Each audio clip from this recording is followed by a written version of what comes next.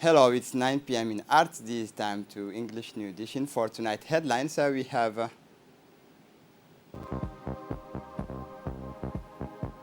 the President of the Republic receives the letter of credence of the new Chinese ambassador to Djibouti.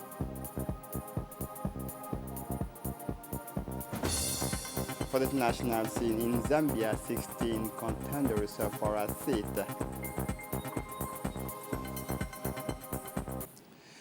Welcome to our newsroom. The President of the Republic receives the letter of credence of the new ambassador of China to Djibouti. The President of the Republic, His Excellency Ismail Omar Guelleh, received this Thursday at the Palace of the Republic the letter of credence of the new ambassador of the People's Republic of China to the Republic of Djibouti, His Excellency Hu Bin. The Chinese diplomat who takes today his functions in our country is an ambassador extraordinary and plenipotentiary which residence in Djibouti.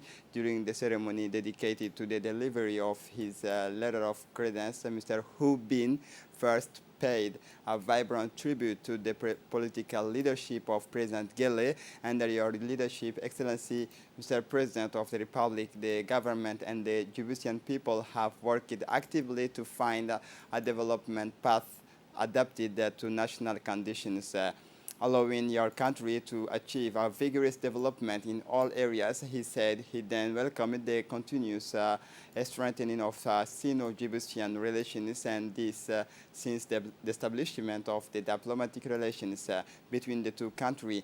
There are 42 years.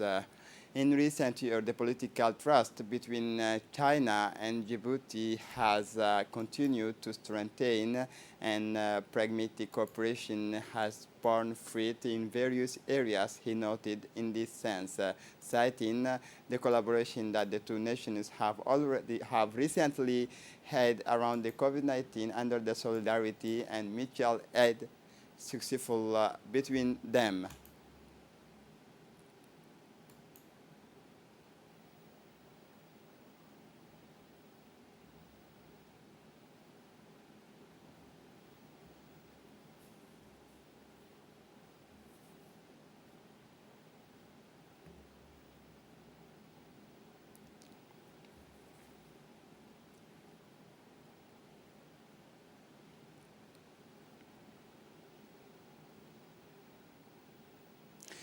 Prime Minister Abdul Qadir Kamil Mohammed, in the company of the Minister of Defense in charge of relation with Parliament Hassan Omar Mohammed, the Minister of Interior Saeed Nuh Hassan, the Secretary of State for Sports Hassan Mohammed Kamil undertook a trip to Tajura.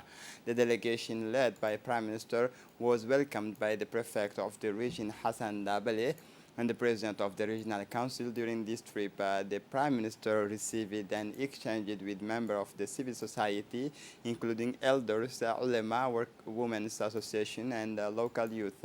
On this occasion, Prime Minister Abdul Qadir Kamil Mohammed recalled his deep attachment to the values of peace, solidarity, and unity in his name, and on behalf of the Head of State Ismail Omar Guelleh, Prime Minister Abdul Qadir Kamil Mohammed also recalled that the Djiboutian people have always been known and recognized for their qualities of tolerance, openness, and that it would always be so. The Prime Minister also warned against agitation and manipulation from some social networks. Finally, the Prime Minister was satisfied with the management of event by the authorities, while reaffirming firmly that the Djiboutian people in its entirety wishes and deserves to live in peace, in united around the values carried out by this country, its president and its entire government.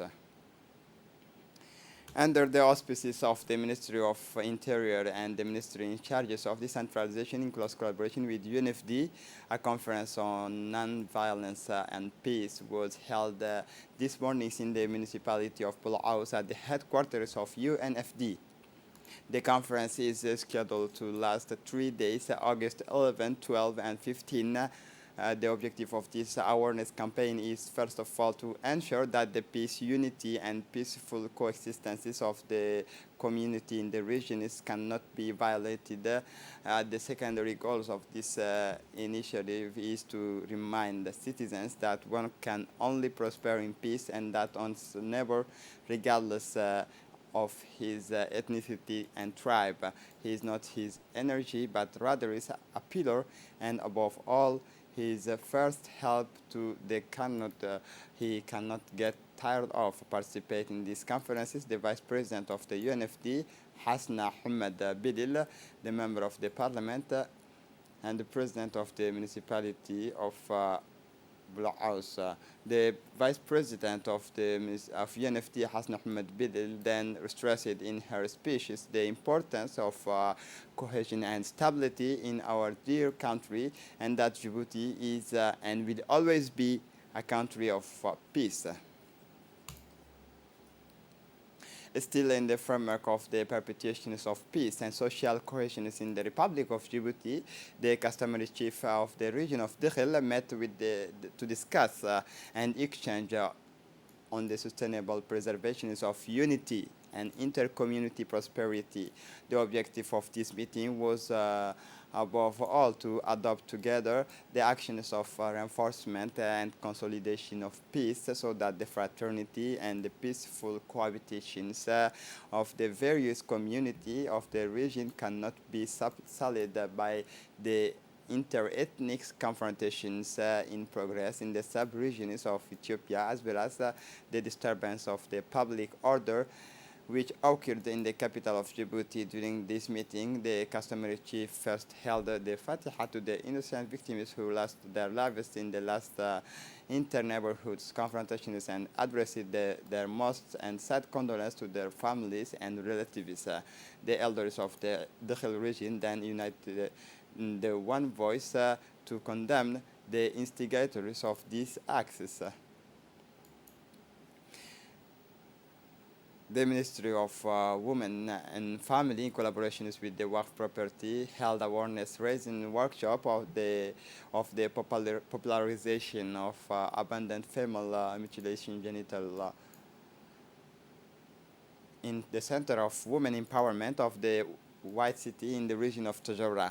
For this day, saw the participations by the responsible of and the representative of Waqf, Mr. Yayo, which is no other Ahmed Barkat Siraj, the village's chief, as well as the imams and of the different chief towns of the locality. First of all, the principle of this meeting is to evoke that these practices, genital mutilation, has a very serious consequence for the lives of the girl child in the short, medium, and long terms, which must be fought, according to the imams and specialists.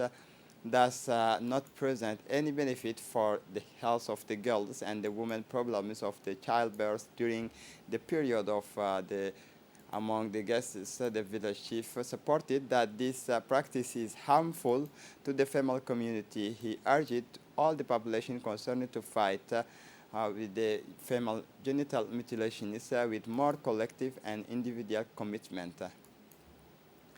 For the international scene, as early as 6 a.m., long were already forming in front of the polling stations in Lusaka, the capital of Zambia. Voters will have to choose their president from among the 16 candidates in the first race. Since May, the two main contenders have been campaigning, limited by restrictions related to the coronavirus pandemic in search of support. The vote will determine which of the two will have succeeded in convincing a population affected by the rising cost of living. Inflation has risen by more than 20%, and Zambia has become the first African country to default on its debt since the outbreak of the coronavirus. Tensions have erupted in this run-up to the vote between supporters of the ruling Patriotic Front and the opposition, and the army was deployed. This is it for the news. Thanks for watching us. Have a good evening.